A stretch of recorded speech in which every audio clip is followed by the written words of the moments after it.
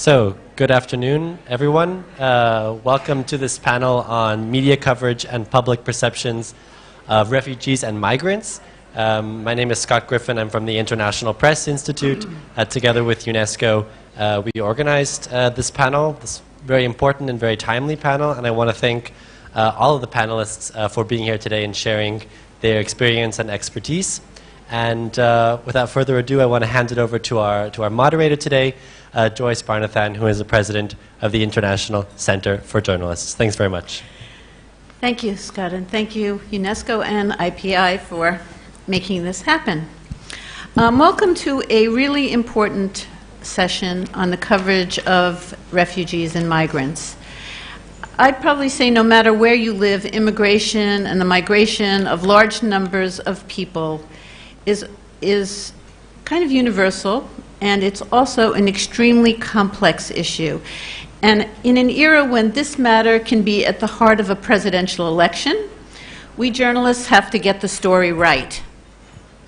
It's all too easy for certain government officials or the backers of fake news to take advantage of the refugee situation, stoking public fears and confusion. The cost of getting it wrong is tremendous. Our audiences, too, are often resentful of migrants or refugees and not even receptive to quality coverage when we provide it. I just want to share with you a personal anecdote. When the Syrian refugees started going in large numbers to Germany, a woman from Germany, a knitter, put out a call to all knitters around the world to knit hats and scarves for the refugees who were not used to a cold winter. Now, my daughter is a knitter, and she's not 10 years old, she's in her 20s, but she took this to heart and she started knitting hats for the Syrian refugees in Germany. And she made many, many hats and many, many scarves and sent them to Germany. And that winter, the woman posted on a site a few photos, and there was a photo of a Syrian boy wearing the hat my daughter made. So she told that story to my sister, who is a TV news producer, and she did a piece, which you can look up, that says, "New York City woman knits hat scarves for Syrians overseas." And it was a lovely little broadcast piece that aired during the holiday season about, I guess, more than a year ago. It was a truly sweet story, and it was designed to evoke holiday cheer and goodwill.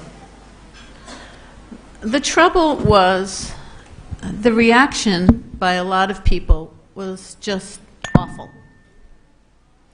I'm going to read you some of the comments on this story. "How about knitting some scarves and hats for our homeless veterans that do not get taken care of? I could care less about the Syrian refugees." Mind you, this is a story that ran in New York State. We're not talking about a deeply conservative area, though New York has its deeply conservative areas.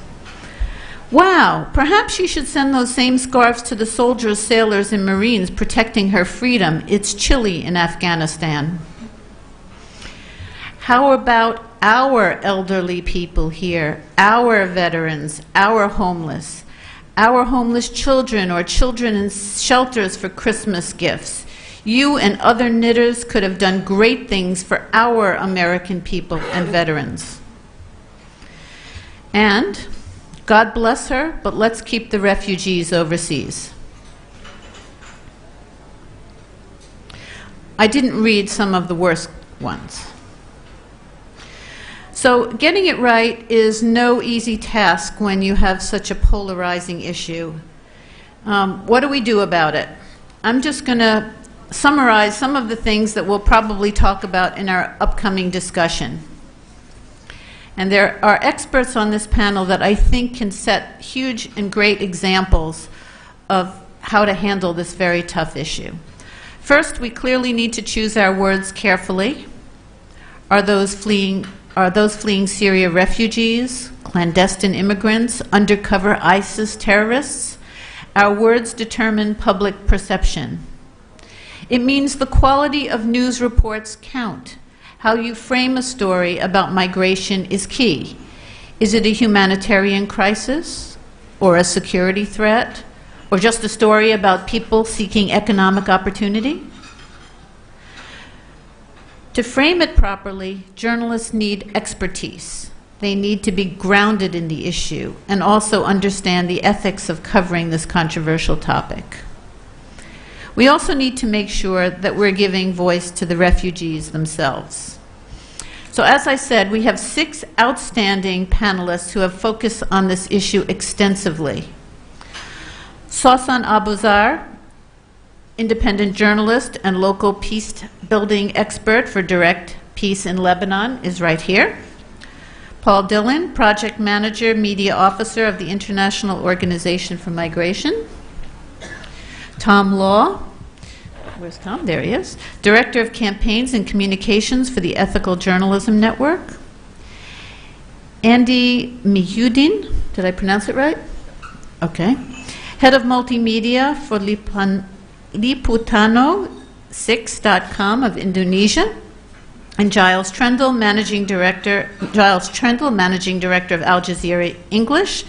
And a excellent substitution, Margie Mason, an AP reporter in Asia for the past 10 years and a Pulitzer Prize winner for a story, an outstanding story on human trafficking. Okay, I'm going to just take the pulse of the panelists right now, and it's a quick question that just deserves a number.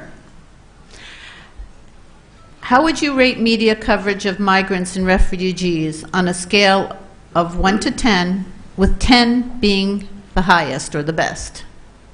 Let's start with Tom. I would say 5.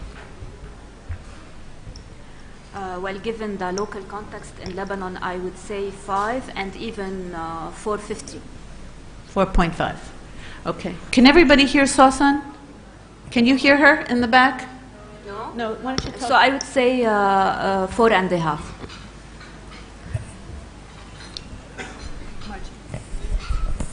I think it's really difficult to put a value on it because there's some really great reporting and there's some not so great reporting, but I guess if I had to do it, I would probably say around 5 as well. Okay. I think in terms of the volume, I would rate it probably an 8. It's a real feature of the times. In terms of the actual content, I have to line up with my friends here and put it somewhere between 4 and 5. So some media organizations I would say a 9 or a 10, some media organizations 1 or 2. So given that, I will say a 5.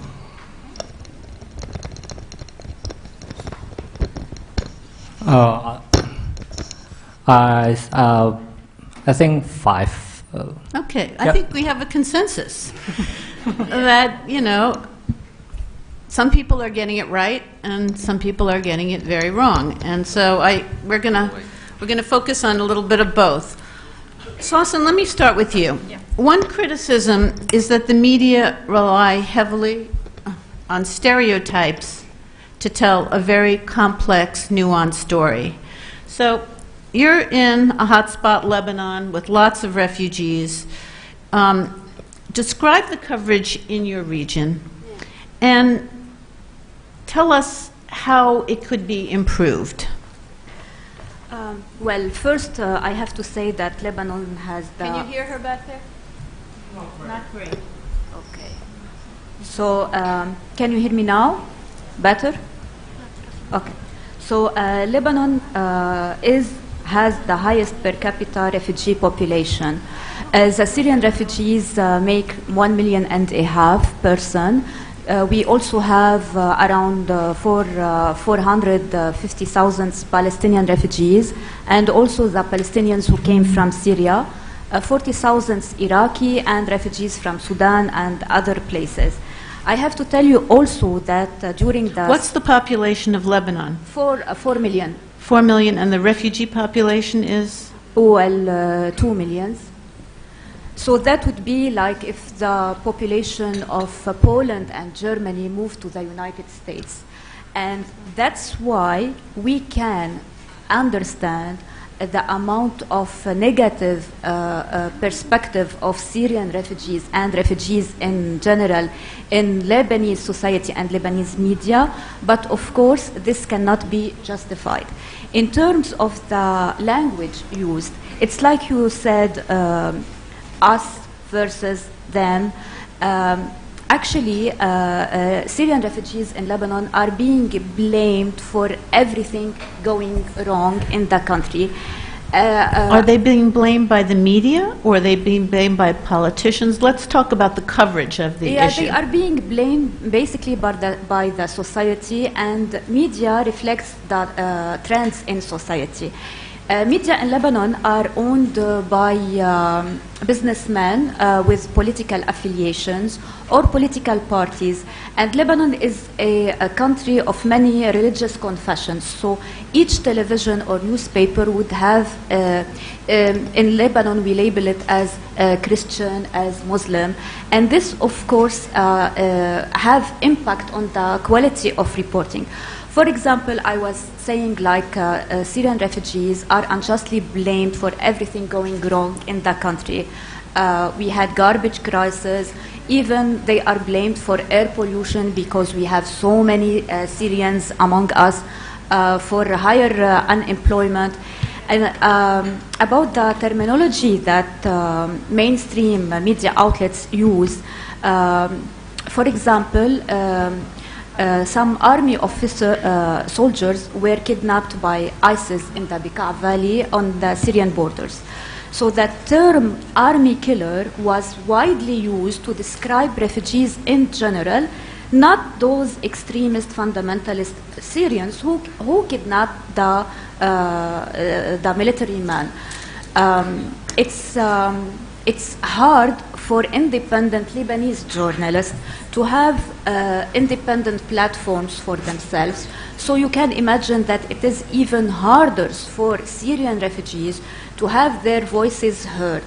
Unfortunately, I have worked in a very prominent newspaper. Now I am a freelancer. And when I worked on issues of Syrian refugees, I have to say that I had more freedom reporting for Peace Direct, which is a European organization, than my own newspaper, because I was free. I had a chance to say what I saw when I visited refugee camps, and I was free from the labels of us versus them. Mm-hmm. Okay, we'll get back to you again. But Andy, tell us about the situation here in Indonesia. Let's bring it here. You and Margie have covered the Rohingya refugees in Aceh. What's the issue here? And why are asylum seekers not getting effective protection in this country? Okay, I just want to, first I want to update about the all Rohingya. So if Indonesia said Rohingya, so I will say Rohingya. All Rohingya refugees from Burma were moved in December from Aceh to Medan. They are awaiting confirmation of their status from the United States Commission for Refugees.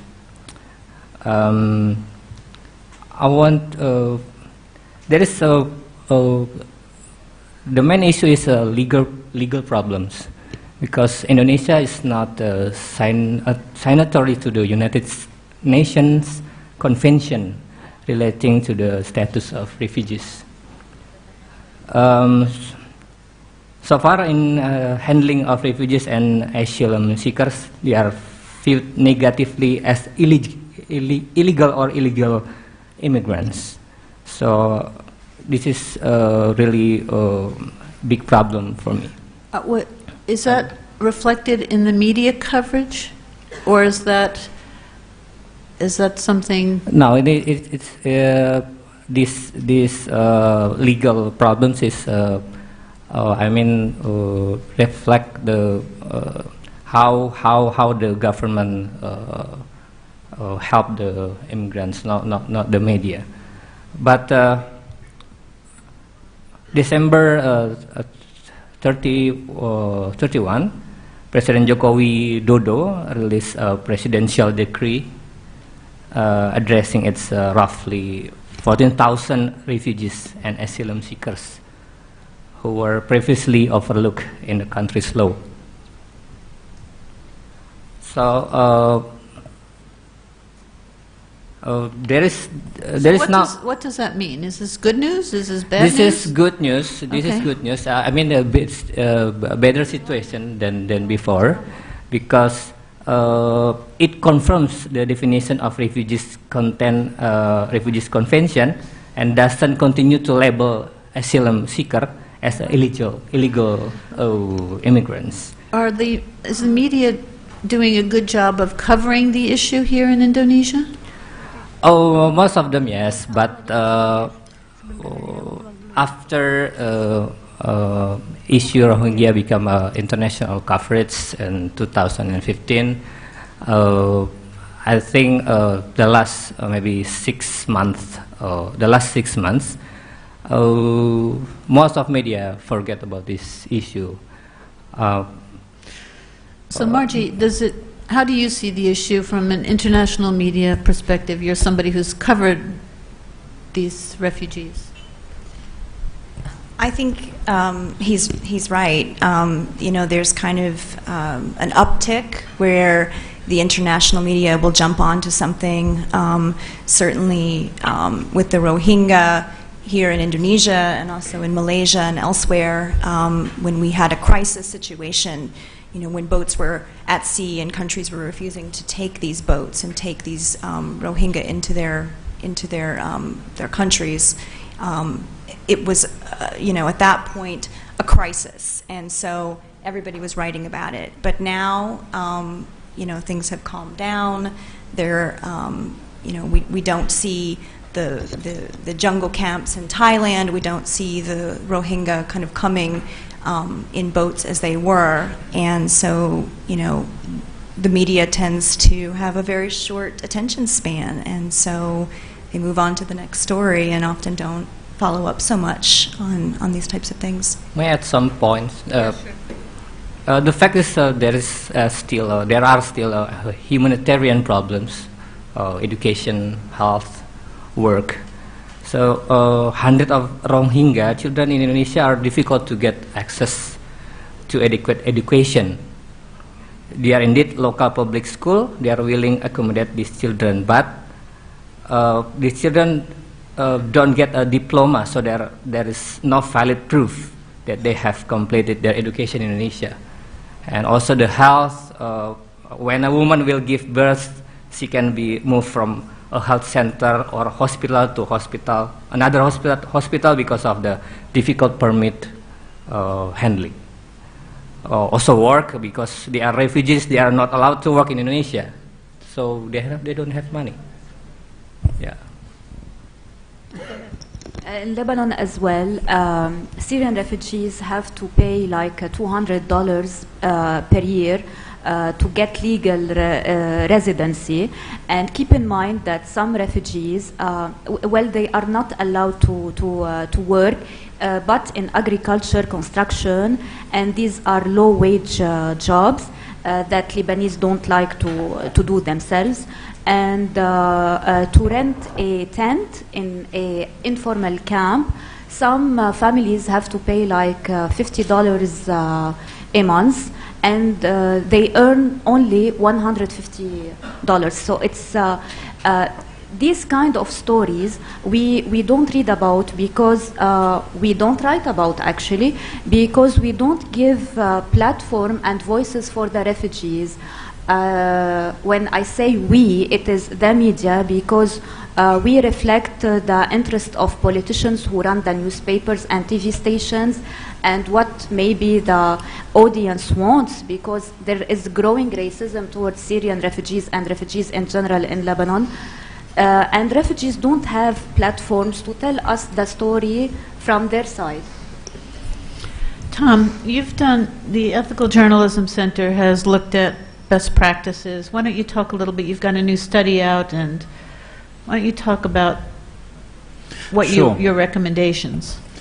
So we've done 2 studies over the last 2 years. The first in 2015 called Moving Stories, and yesterday the International Centre for Migration Policy Development, ICMPD, published a new report about how media on both sides of the Mediterranean cover migration.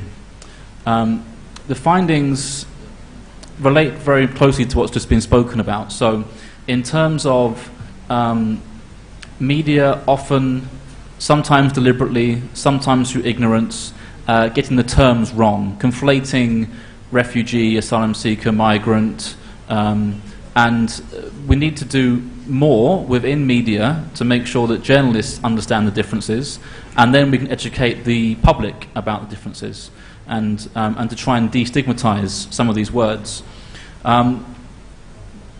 Both reports recommend, wherever possible, migration specialists, like we have some here today, where media can afford them. Migration is such a big topic that it should be a beat in itself, and it should have people that specialize in it. Newsrooms need specific aspects of their code of conduct to refer to migration, and this will include perhaps glossaries about terms to use.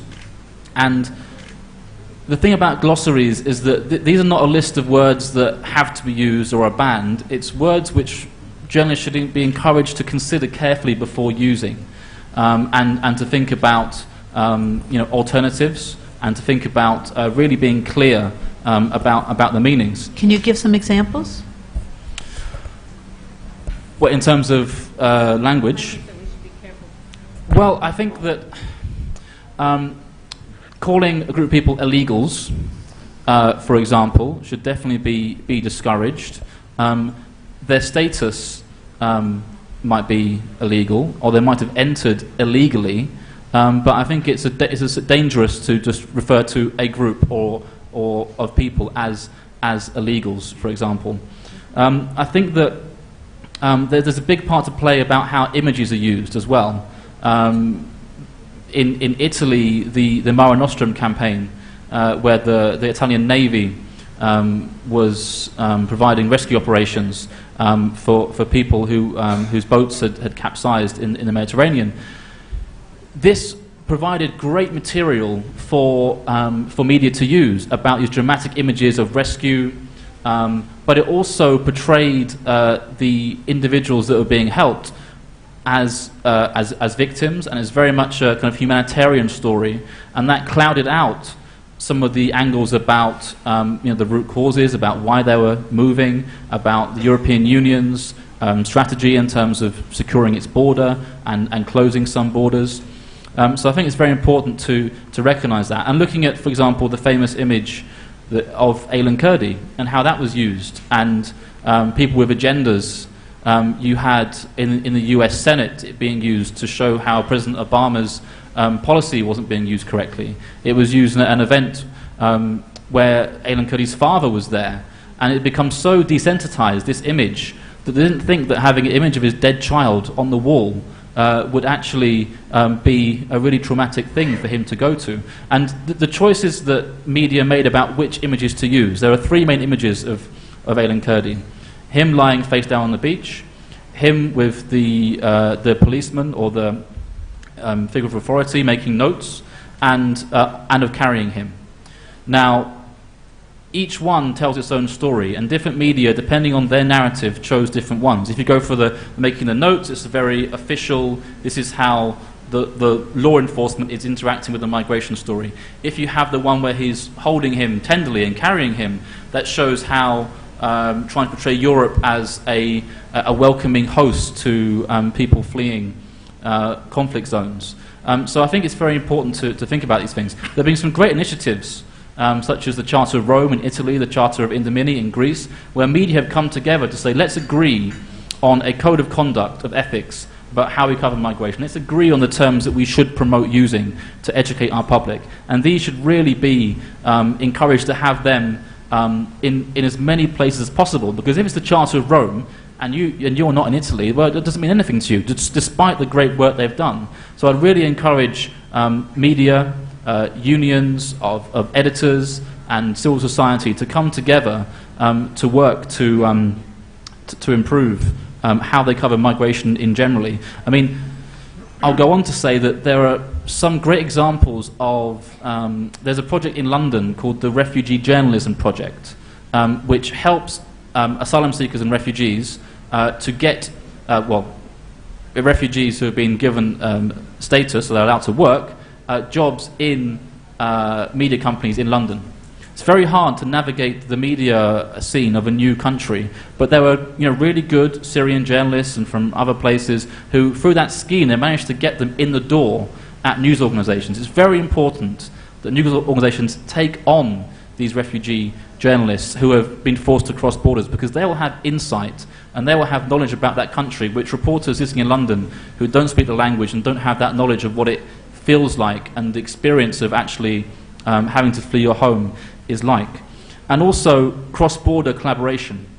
So I'd really encourage media, especially in these times when money is so tight, to talk to your colleagues in different countries and find ways that you can work together to share information, to share knowledge, and to do collaborative reporting and collaborative projects. We're currently working with the ILO and Panel South Asia about a project which is a fellowship for journalists in the Middle East and in South Asia, and there'll be South Asian journalists going to parts of the Gulf where the issue of migrant labour is a huge problem and not often reported on very substantially. And so that kind of collaboration really should be encouraged and will produce much more rounded and informed journalism. It sounds as if there's a great need for a lot more training from what you're saying. And you've mentioned a couple of positive examples, but is there funding out there for training? Or should it be sort of a target of, say, journalism schools where there's a course on this? I mean, do you see any trends where people are actually paying to get journalism this expertise? There is some funding out there for migration training. I would say the materials are there. I mean, we've produced 2 reports now on migration reporting. We also published another report in January which looks at, among other things, how refugee images are used, and it also included our guidelines that we produced in collaboration with journalists and also with the IOM in order to create simple guidelines. So there are resources out there. So if teachers at journalism schools, if readers, editors and ombudsmen and editors want to, then at the very least we are here as the Ethical Journalism Network to give that support, and there are others who are working on it as well. But it's really a matter of will. I mean, if for other subjects, a lot more effort goes into planning and the ethics of coverage, and I really think that it's a matter of will in terms of the journalism community in general coming together, and the Charter of Rome, the Charter of Italy, that was Greek and Italian journalism community and civil society coming together and saying, we have to improve. What can we do to work together to do this? It doesn't have to be money. Goodwill and collaboration with people who are working on similar things and have the values of ethical journalism at their heart, a lot can be done to improve if that collaboration happens. Paul, you've focused a lot on the language of coverage. It seems to be a logical follow-up to what Tom just said. Do you want to talk a little bit about that? Sure thing. Well, I mean, Tom covered it off so well, I'm not even sure where I'm supposed to go with the question, actually. Look, I'll just start with a quick anecdote. Last September, I escorted a couple of teenage migrants, refugees, to the United States to be resettled into a small town in the plains, town of about 120,000 people, 98% white, very monolithic kind of space. And so these two 16-year-olds who want to be doctors and lawyers and engineers and have all kinds of hopes and dreams, really inspiring young men, they step off the aircraft and they're handed over to the agency that's going to resettle them and take care of them for the next couple of years. Following morning, I'm walking down the street. There's a newspaper box. Increasingly rare to find a newspaper box. I was enchanted, so I opened up the newspaper box and pulled out the local rag. And the front image on it was a above the fold was just storm clouds shot through with lightning and this sort of forlorn road heading off to nowhere. In the bottom right corner, there was a guy's face cut off at the nose, just the top of his head to his nose. Very foreboding sort of image. And the headline was, North Dakota's first refugee family arrives from Syria. And I thought to myself, I went and had my coffee and had my breakfast, and I kept going back to this image and thinking about how powerful and how negative this image was for the ordinary person walking down the street, stopping at the paper box in a small town in North Dakota. And it really got me thinking about language and the way that these sorts of issues are presented. I managed to suppress my desire to go to the newspaper office, knock on the door, and sit down and have a cup of coffee with the managing editor and ask him what the thought processes were behind that. But I think these thought processes are being repeated time and time and time again all over the world. Tom and others have covered off some of the language that we read and we hear. They didn't mention floods and hordes and mobs, the criminals, the rapists, the jihadis, all these sort of these negative signs that are being hung around. Bad hombres that are being hung around people's necks before they're even given a chance to sort of explain themselves. So there's that kind of language, which is the responsibility of editors and journalists and media institutions that really need to find a way to tell the story in a different way. And it's very difficult. Market forces are at play. They're playing to a certain constituency, and perhaps maybe a constituency that no amount of media training and awareness raising and campaigning is ever truly going to affect. You have your true believers set in their ways. And for that reason, for those of us who see the positive, who see the acceptance of refugees into our countries as being a net positive, who see migration as being a net positive, we have very few arrows, as it were, in our quiver. We have very few things that on the development aid side of things and within the journalism community that we can use. And one of the things that we can use is accuracy in the language that we use to describe people. There are divergent opinions on this. I imagine we're going to hear some of them. But, refugees, asylum seekers, migrants, these are technical terms. A refugee is a technical term for somebody. The push and pull factors, the things that are going on globally now, unparalleled really since the Second World War, the drivers are manifold. Not everybody is fleeing war in Syria. There are heaped, famine, disease, labor, a huge draw on migration, on migrants. People simply looking for better economic activities. I think it's really important for us on the development side, and working maybe with people like Tom and his organization and others, to help journalists to better understand what the nuances are in that nomenclature. Because it's really important to call a spade, if you like. Really great points. The next two people who are going to talk are basically journalists who have got it right. And I'll start with Margie, because she won the Pulitzer as part of a team that identified people who were human trafficked for basically slave labor. And one of the key points here is it wasn't just telling the story of the slave labor, but it was also telling the story of where the goods ended up. And that had tremendous impact. So I will let her talk about that story and why it was so impactful.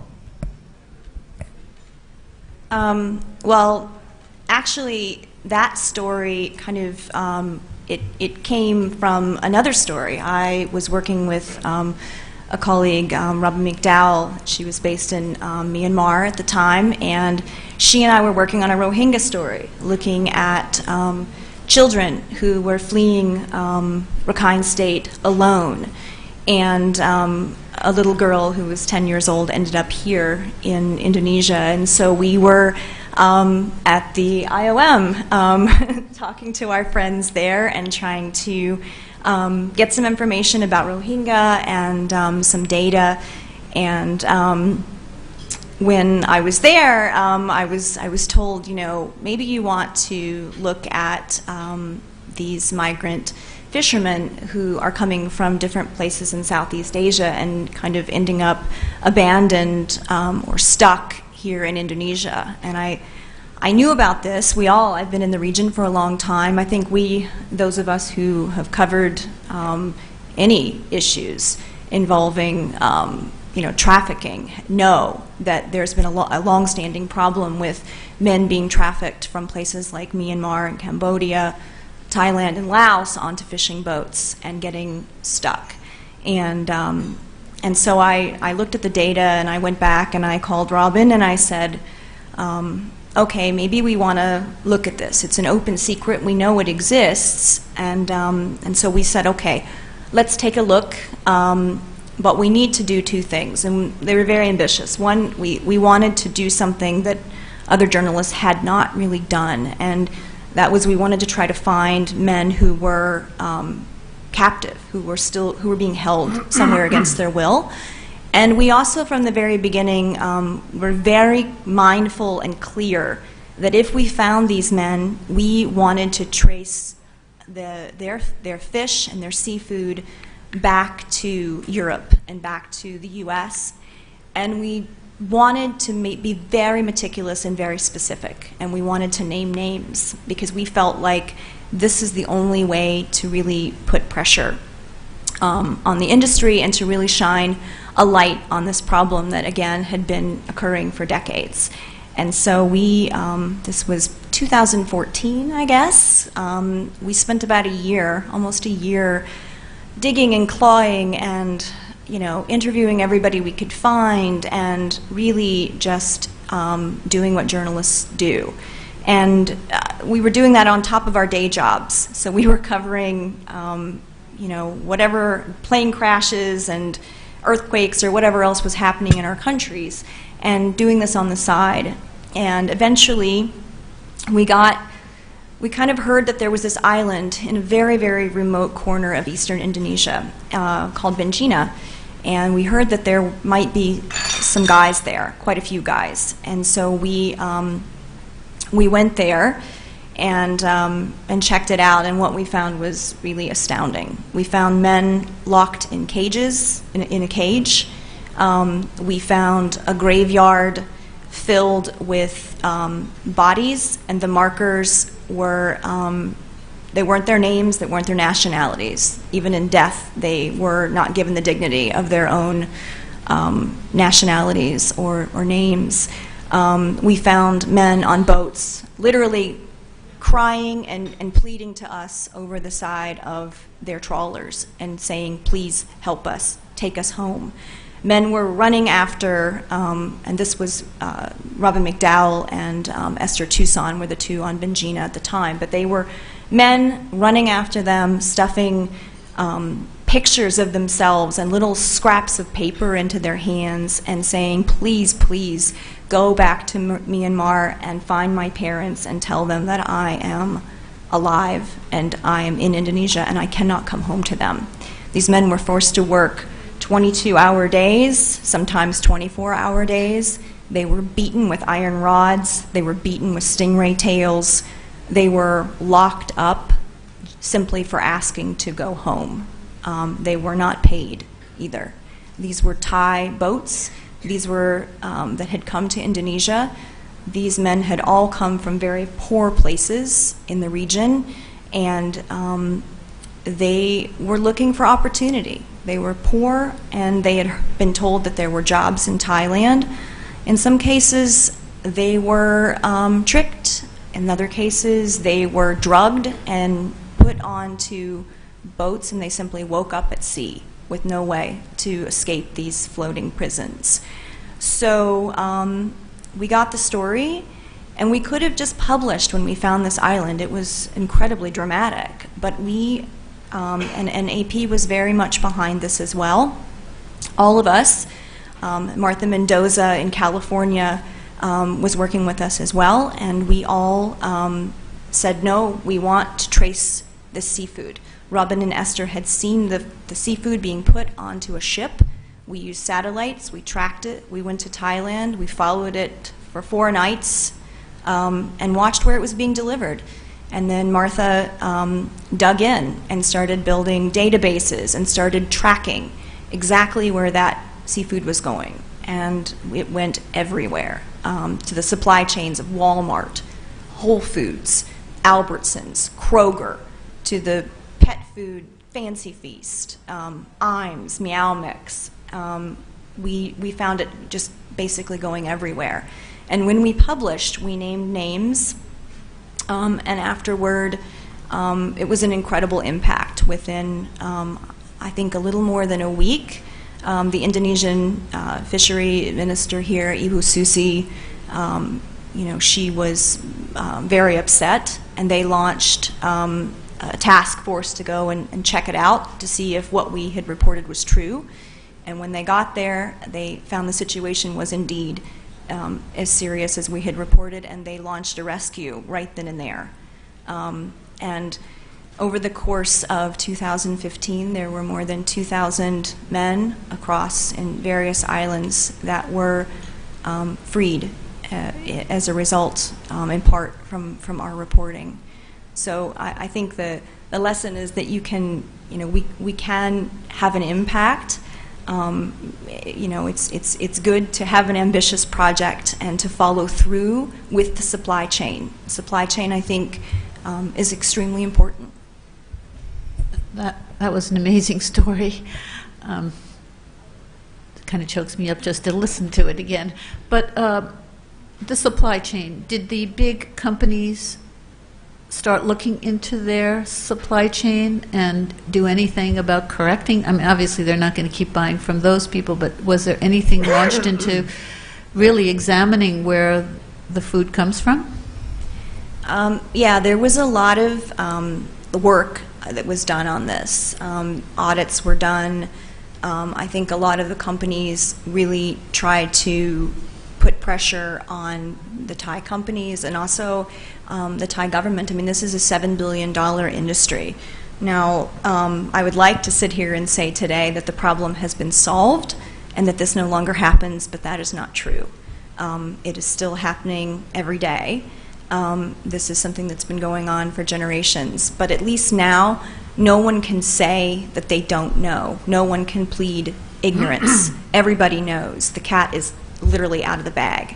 So I think for us, it was just really important to shine this light. And there had been other work, other journalists had done work on this as well. And I think now there's a body of work, and no one can ignore it. And there's a lot of money being spent now, I think, and a lot of time being spent trying to focus on this problem.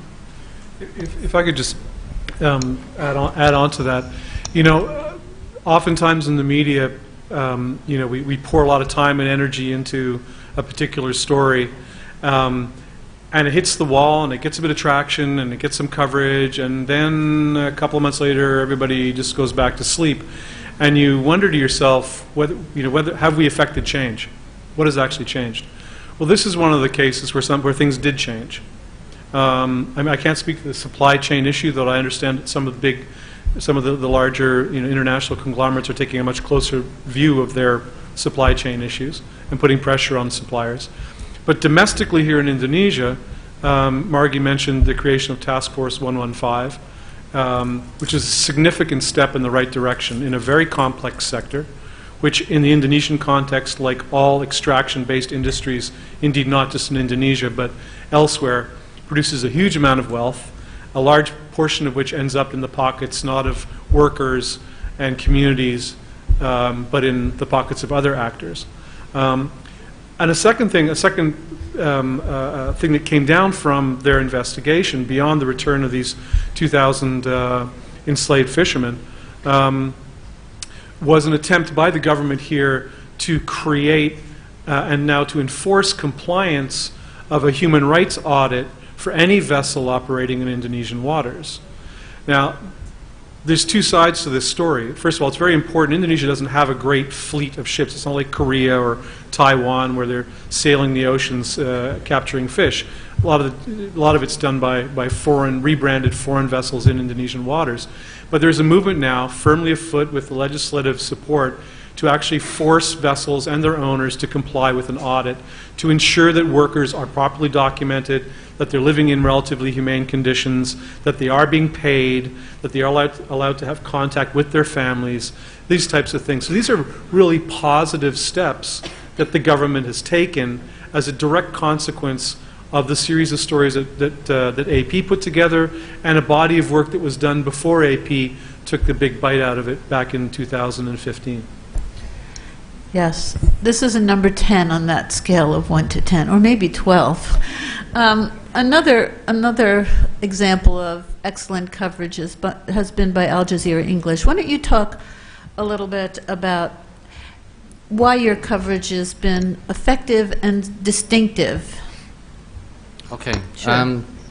Just to add one example of names. Calais jungle. So in the north of France, there's a place called Calais, and it's where many refugees go when they go through Europe to try and get into Britain. And the refugee camp became known, certainly in some British media, as the Calais jungle. Now, what do you think of when you hear the word jungle? You think of dangerous wild animals who are threatening you and are going to come and attack you. And it's just another example, of how language is used. Remember, language can be used for genocide. Hitler, of course, used language. He called the Jews serpents and snakes. In Rwanda, the Hutus called the Tutsis cockroaches. And all this vocabulary was a precursor to genocide. Now, we hope it's not going to go that far in places like Europe or anywhere else, but the danger of language is very real. So in Al Jazeera, let me give you two examples of how we cover this story. Firstly, a language issue. In the summer of 2015, when the overwhelming number of refugees to Europe were coming from Syria. Of course, there were some from Eritrea, Iraq, Afghanistan, Iran, but the overwhelming majority were coming from Syria. And we made a conscious decision to call them refugees, not migrants. And we put that out there. We wrote an opinion piece in the summer of 2015. We said, we are going to call these people refugees. And there's a very important difference politically, legally, and in the way that you describe them. Refugees are people who are fleeing war. You give them a certain humanity because it's the sort of thing we would all do in a war situation. Migrants tend to be seen by certain countries, certain people as a nuisance, as a drain on economic resources, as threatening the social fabric of society. So there's an important difference. And there's an important difference legally between migrant and refugee. So we made this comment because we felt that the word migrant was dehumanizing and distancing who these people were. So that's the first example. The second example I want to give is we do many different types of news and programs shows. We do many different types of documentaries. We have talk shows. We have historical documentaries. We have investigative documentaries. But there's one particular documentary strand which talks to the experience of people. It's called Witness. It's a half-hour documentary strand. It's every week. So it goes to the point that's been made about the attention span going away. But this is a weekly documentary show. And it's an observational documentary. And what that means, it's an experiential documentary. What that means is it's focused on characters. And it's very important. There's no presenter, there's no reporter. The people at the center of the story are the people telling their own story. And that's really important. People need to own their own story. Of course, this is one particular documentary. It's not all in our coverage. We have a whole range of coverage. But this is a weekly documentary strand that really helps us put these sorts of human stories. And every week we show different types of stories, but many of them focus on the refugee situation. So we have stories that the characters are at the center of their story, and they own their own story. And what that means that they have agency over their own story. They narrate their own story. There's no Farangi narrator or foreign narrator. It's narrated by the characters themselves, and that's really important.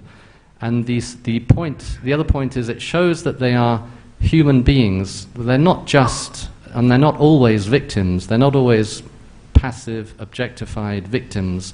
Many of the stories, of course, they have suffered, and they continue to suffer, but there's a humanity. They're human beings, and this comes through in many of the stories that we show. And as an example, we did a story, one of the films was called Refugees Got Talent.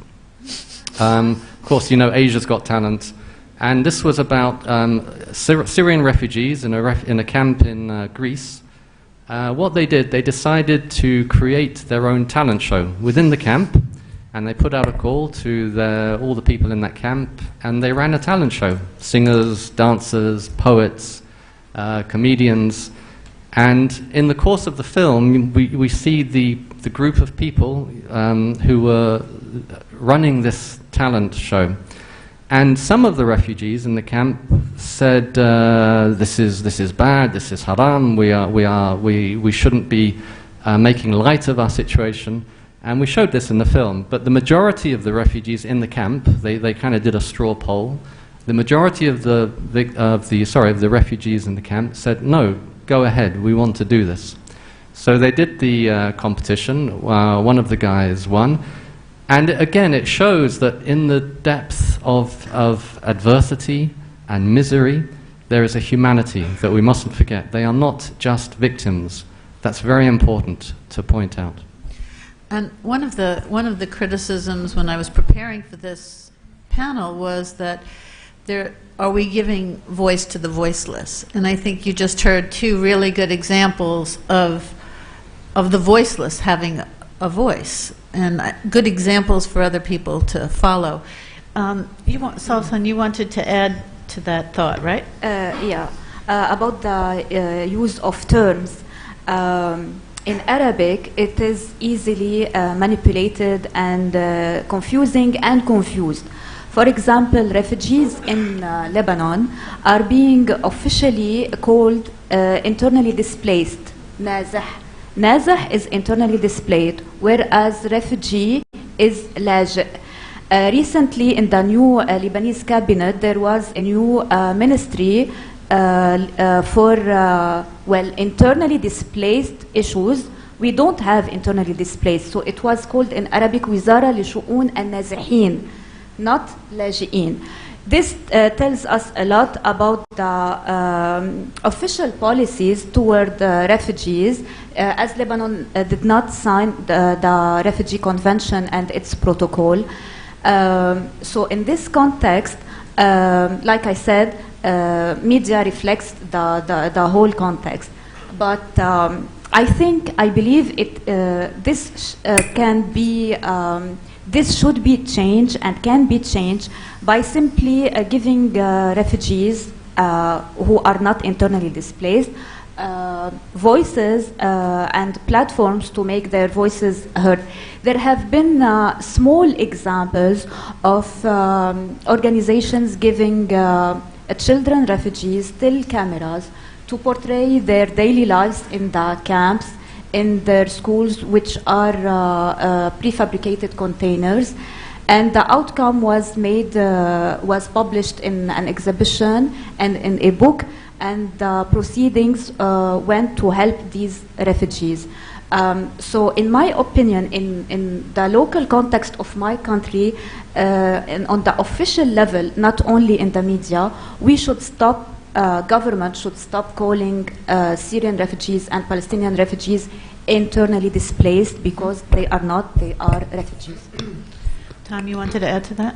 Yes, just to say that we've been working with the American University in Cairo over the last year to produce a glossary about Egyptian media on hate speech, and much of that includes hate speech against migrants and refugees, and it's going to be launched next week in Cairo. So if you are interested in that, then please do look out for it.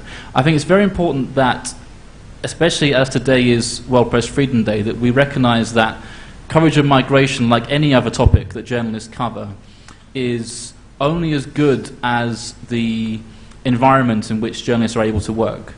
And by that, I don't just mean their contracts and how stable their employment is, or that's very important, but the pressure that's put on by governments and other actors in society which discourage journalists from actually covering the issue in a comprehensive, pluralistic way.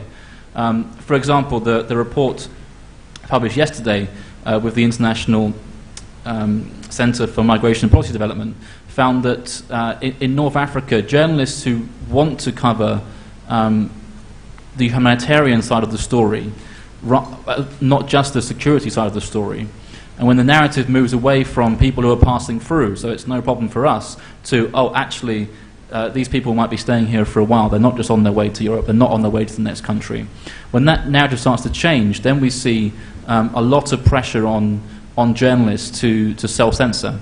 And I think that it's very important that today of all days we recognize that we have to call for governments and for other people in society who put undue pressure on journalists, that journalism has to be given the space to do its job properly. And I think that's something we can all get behind, and I hope that as part of the work that we're doing, we can raise awareness about this issue more widely, because it is, self-censorship around the issue of migration is a huge problem in many parts of the world. I'd like to add to that for a second. You know, it's interesting. When I walked away from journalism in 2005, at that time nobody even considered the notion of covering migration as a beat. And now we have standalone agencies that are doing nothing but covering migration and the related topics as a beat. You have the beginnings of a professional class of journalists who are focusing on these issues, and to me that's very it's a great turn of events. Not just agencies, but the individuals within the agencies who are becoming highly specialized to cover, you know, a massive, a global topic with all kinds of repercussions and implications. It is something that I would love to see happen in Indonesia. There are 2.5 million Indonesians working overseas in Malaysia, only half of whom are actually registered. The numbers are very opaque, but those are roughly accurate. There are hundreds of thousands working elsewhere in the world, some of them legally registered and some of them heading out on their own, their movements facilitated, who are remitting something like $10 billion a year. Pardon me, I think the numbers are bigger than that. I'm having an old-timers moment here. Remitting significant monies back to Indonesia. It would be great to see that kind of thing happening within the Indonesian journalism community. And one final point on local journalism. Can we please agree to stop using the term immigrant gelap? Okay? Pengungsi is refugee. Pencari suaka is asylum seeker. Immigrant gelap, which literally means dark immigrant or shadowy migrant or some combination of that, immediately puts people on the back foot. Your readers are all automatically taking a negative perspective of who that person is and what their story is. So let's agree maybe on the Indonesian end of things to try and change the type of conversation we're having here. Thank you. I wanted to talk a little bit about what Tom just said too, which is we often talk about protection of journalists, but there's also protection of information and good stories. And sometimes a story may seem to fizzle out because the editors or whatever don't want to do it anymore, but there's an important story to be done here. And what we're seeing now with the rise of these investigative journalism groups all around the world who participated in something like the Panama Papers project, they're finding ways to get the information out if they can't do it themselves. So it's also interesting for journalists to know if you can't do it, don't let the story die. There's some way to find people to get the story out that will dare to do it. And they're not all Western journalists. They could be, you know, your local investigative journalism group. Can I just add quickly to Paul's point? Okay, yes, go ahead. Just to add, I had a meeting about this time last year with the Press Council here in Indonesia about migration reporting. So I think that in terms of the self-regulatory side of things, I think that the Press Council here would be very open to having that debate, and perhaps it's something we can talk to them about, because they're co-organisers of this conference. I'm sure they'd be interested in having a conversation about what role they can play, and in getting these terms onto their codes and standards which they're judging and they're regulating media hereby. And the last question I wanted to ask, and then I'll open it up to the audience, is on a subject that's been brought up in other areas, which is fake news. But there seems to be an awful lot of fake news about refugees, and designed in part to stir up those kind of hostile feelings, or designed to destabilize certain governments who may be more embracing towards refugees. So I want to ask, what recommendations do you have for journalists when it comes to stories like seeing stories like that? How do you attack it? Who wants to take that one? I can have a go. If I just spoke, I'll try and be very brief. I think that it's a dilemma, because the more that media expose fake news, the more we're drawing attention to it. So it's a very complicated thing to engage with. I've noticed that a good thing that BuzzFeed have been doing recently, this is related to breaking news, is they'll have a page where they will have their story, their fact-checked, verified story, and they'll have another page where they'll put all the stuff they've debunked. So they're not wasting that reporting time. So they've found out this stuff's rubbish, but they're putting it on a page so everyone else can see what's rubbish and be made aware of it. So that's one thing that can be done. I think that in terms of what's shared on social media, memes are a huge way of communicating, which I don't think we really understand their impact properly, but they're so easily shared and the message is so easily communicated. It goes back to media literacy, about helping people to think twice before they hit that share button. Think about what is the intention behind the person who's sharing this. On the surface, it might be, look like something that, I can't believe this has been held from us for all this time. We really must encourage people to think about what they share online and be more self-critical about what they see and how fast they share things. I think the speed is really important with this, because fake news, if nobody shared it, it wouldn't go anywhere. So we have to make sure that in terms of what our own behaviour online, to encourage that reflection before sharing things. Well, I'm just going to interject one thing, and I'll send it. But we had libel lawyers come in so that we could understand what retweeting means, because we didn't know. If somebody tweets something that's libelous and you retweet it in the U.S. with our First Amendment, you are also committing libel. Just so that you know. So thinking twice about what you retweet has consequences. Yeah, let me turn it over to you. Yeah. Just to define what fake news is, I read a really wonderful definition. Actually, it was written by one of Tom's colleagues from the ethical journalism. And I just felt it was a really nice definition, so I'll read it to you. Fake news is information deliberately fabricated and published with the intention to deceive and mislead others into believing falsehoods or doubting verifiable facts. I thought that was beautifully encapsulated the definition of fake news, because it's one of the, again, it's one of those terms that we always use, and it's becoming almost in danger of becoming meaningless. Because what is it? I think one of the solutions to fake news is editorial integrity, editorial quality. I'm a bit of an optimist. I'm not a pessimist when it comes to the media, and I'm excited by all the change that's happening in the media, the digital revolution. But I do believe there's a lot of fake news. But I'm a great believer in editorial quality will come out and will rise to the top.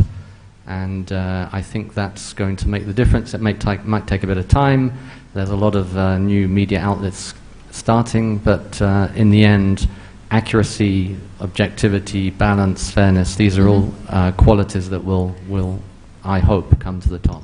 I brought it up mainly in particular because there are so many refugee stories that are exploited this way for I think for very deliberate reasons. Did you want to add something, Andy?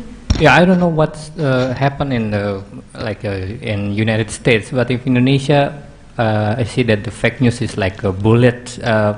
It's real fast. Everybody share it in Facebook. I found so many pictures about Rohingya in fake news of Rohingya in Facebook, and everybody share it also in the WhatsApp group. So it's ironical because it's very dangerous for the refugees. One thing is very important that mainstream media should. I think they have like a team to check every photo videos before they share it. I think that's running the risk of sounding promotional. ICFJ, the International Center for Journalists, is running a contest now called Truth Buzz, where we're looking for ways, technologies, platforms, to get the truth to travel as quickly as lies. And it's open to anyone. We're hoping that once we get some great ideas, we'll share it widely with the entire journalism community. But if you have a good idea, please submit it. I'm going to open the questions up. We had a great group. Yes, we have a lot of questions here.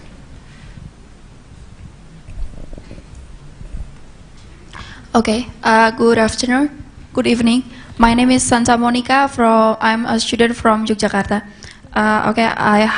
I would like to address my questions to the speakers. First, what alternatives that might be possible done by the journalists around the world to encourage the struggle of women and children in borderland and war areas in terms of fight for their rights? As we know, they are marginalized and minority. Of course, they are victims in patriarchal society. And then Is there a media question in that, or a coverage question? Are you asking how to cover women and children? Because these are media coverage. How to improve media alternatives that might be possible done by the journalists in media, in any other, in so many media. Okay, and then how do the journalists raise the awareness about it? And then my third question, we know that wars are designated by the government and politicians. So did you or do you raise awareness to public about that through journalism works? Thank you. Okay.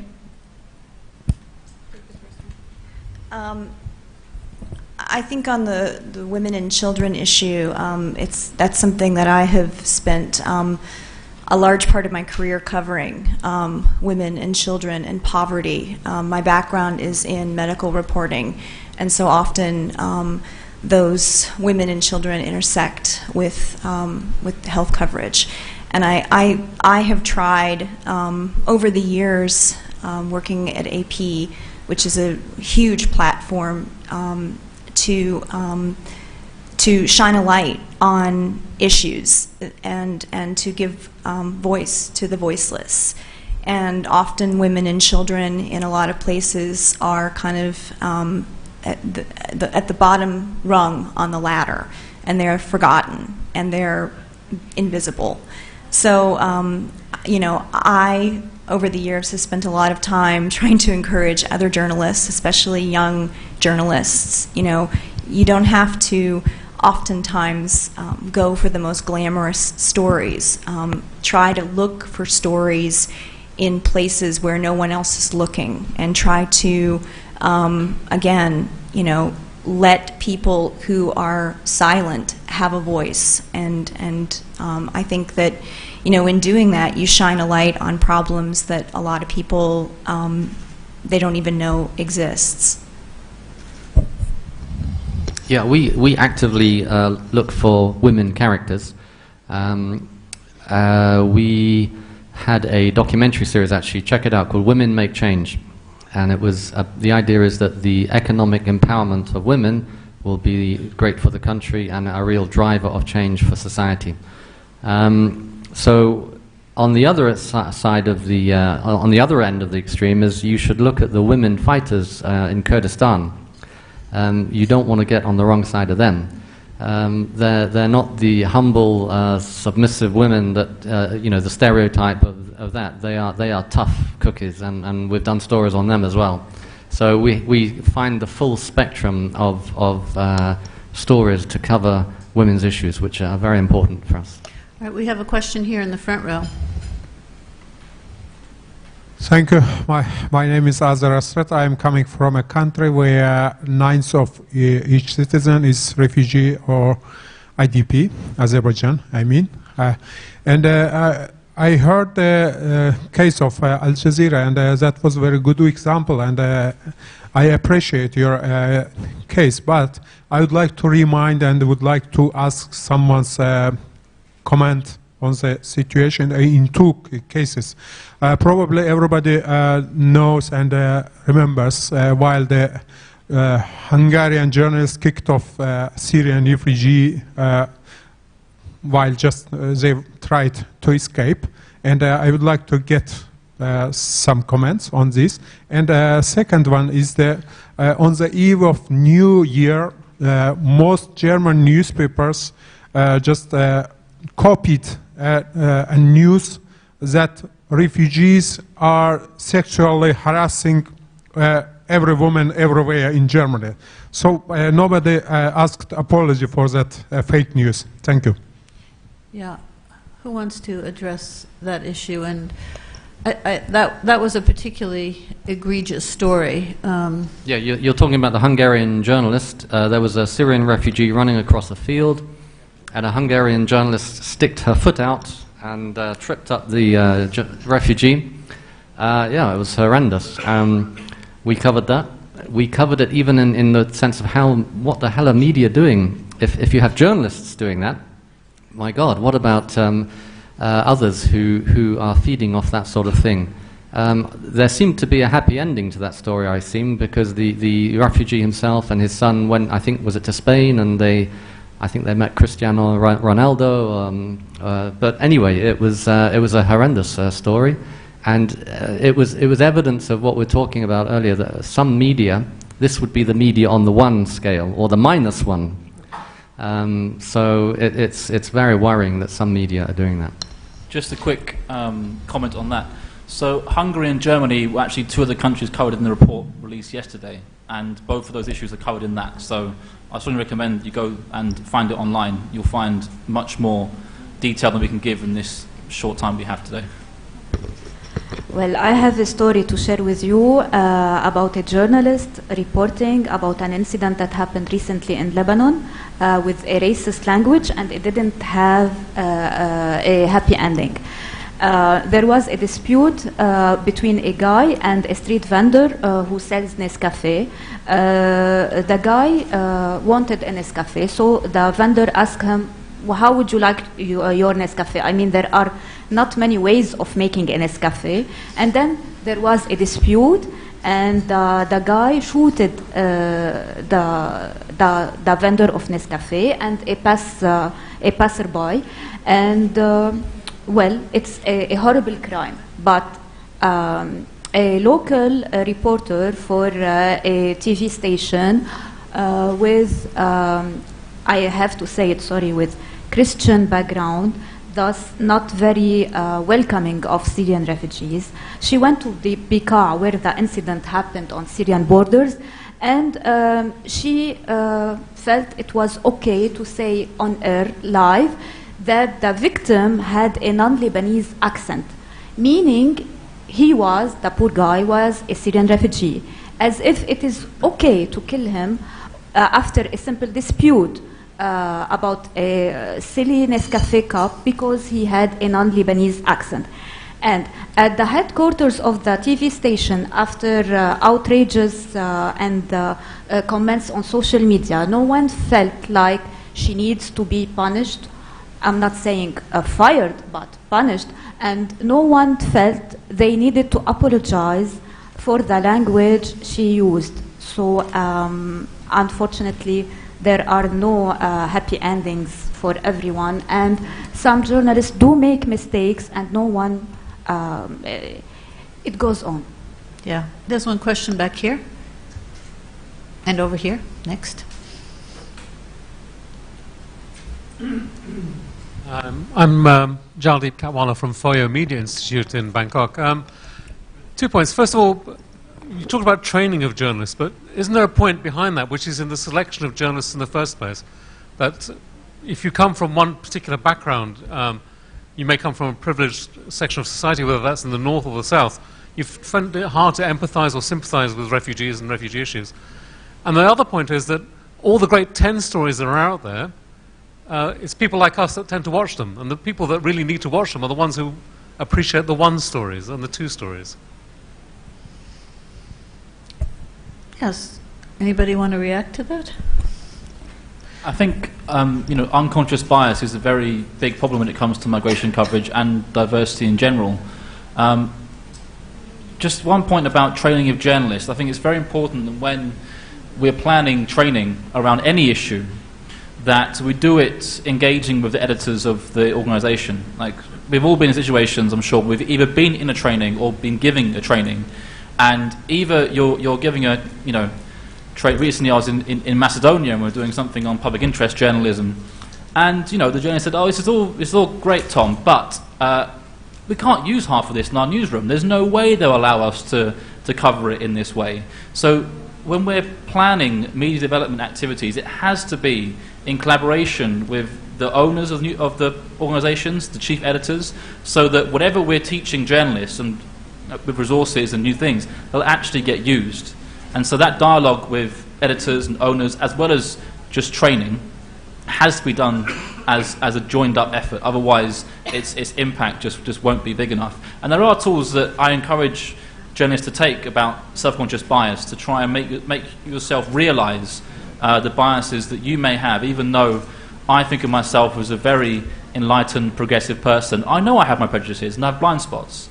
So we all have to recognise that, especially journalists who often, despite the issues of the industry in terms of finance, that are often, without meaning to kind of channel Donald Trump in any way, the kind of metropolitan elite in some regard. There is some truth to that, and it goes back to kind of diversity of newsrooms and making sure that, I said earlier about refugee journalists, but also journalists from different backgrounds, to ensure that you have those perspectives. One more thing quickly about internal governance. I think it's very important that not just we try and strengthen self-regulation for media, but also internal governance within media itself, in terms of codes of conduct, in terms of corrections, that can be in terms of migration stories or anything else. And the more we can do that, the more we can make media accountable to our audiences, the more they'll trust us, and the more that we will stand out in the marketplace, and people will come to read good journalism and watch good journalism, rather than not distinguish between what's in their newsfeed, but between quality content, verified professional content, and all the other kinds of news that's out there. So we really have to make an effort as an industry to make ourselves more accountable, admit we make mistakes, in order for us to be able to get these messages across to the people which you're talking about, and so that we're not just talking to ourselves. Yes. Julie. Hi, just a quick comment. I think it starts earlier than training journalists. I think it starts in journalism education context, perhaps at universities. And putting on my journalism educator hat for a moment, I just wanted to share with you an example from Australia from 2011, a project I ran with the ABC involving journalism students with a clear objective to teach how to encourage self-representation, which is what you're talking about before, of refugees and asylum seekers, challenging misrepresentation of those terms. And we produced journalism that was designed to engage audiences in a way that shifted public opinion based on facts. So I've tweeted a link to what we learned from that, which was published by Media Shift. It might be useful, and it's also been published in a collection of guides to training by UNESCO a couple of years ago. That sounds like a great resource. Yes, we have somebody right here in the front row. Yes. Thank you. Yeah, I'm Beni Bukhari. I'm from Indonesia. Yes. I think listening to this from the speakers are very interesting. I do think that journalists actually are facing challenges from different aspects, from the government, from authoritarian government, from the public, but also from the industry.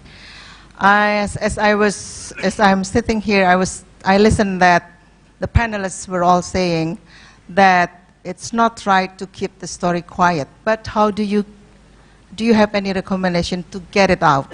Because many times or often the media industry has its own agenda. Thank you. Well, I did mention that there are independent investigative groups now that will take the story and share it. I'm sure there might be a way to talk to somebody like Margie, who also might love the idea and run with it. You know, the censorship or the self-censorship thing is a serious problem, and no one's diminishing that. But I think there are more ways now to protect information from dying. But does anybody else have any other suggestions?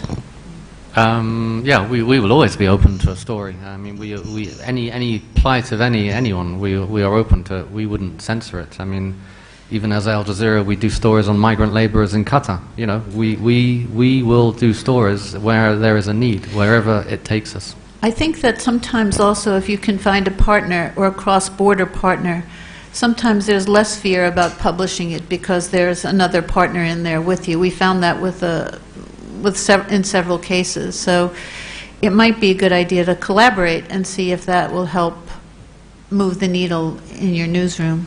I think that there are so many new ways of storytelling that we have available to us, and sometimes journalism is not always the best way to get across something, especially when you're not talking to someone who's have the same opinion of you about migration and refugees. So films and art can be a really good way, and to use them to raise awareness. In my previous role before working with the EJN, I was working for a children's rights organisation in Nepal, raising awareness about child trafficking.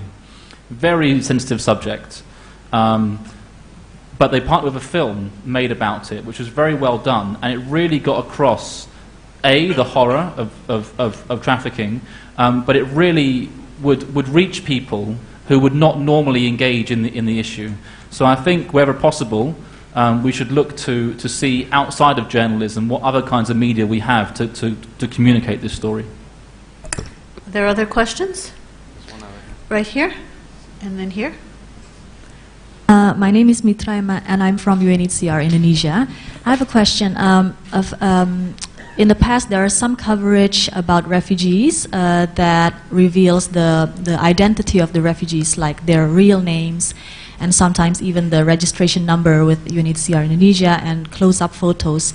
Now, I would like to ask the panelists about your opinion about this matter from an ethical journalism point of view. And is there any guidelines agreed by the media in terms of revealing refugees' identity, because sometimes, often they have protection needs? Sorry, Mark. Go ahead. This is a really tricky issue because as journalists, we all want to identify and have a name and a face to our stories. But when you're dealing with people who are at risk, whether they be refugees or migrant workers or trafficked women or children, you have to be careful with this. And I can speak from my own reporting. When we were working on the Seafood from Slaves series, this was something that we spent a lot of time talking about.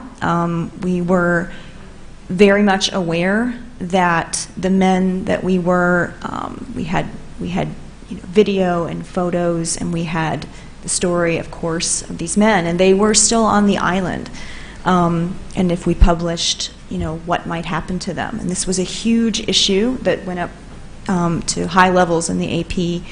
And at the end of the day, we actually made a decision to do something that most journalists don't do, and that is we decided to go to the IOM and ask them to help us and see if we couldn't get the guys that were actually identified in our reporting away from this island. And they worked with us, and the Indonesian Marine Police got involved, and this was some might say that we crossed a line, that we involved ourselves, but at the end of the day, we were not going to publish anything with their faces or their names unless we knew they were safe.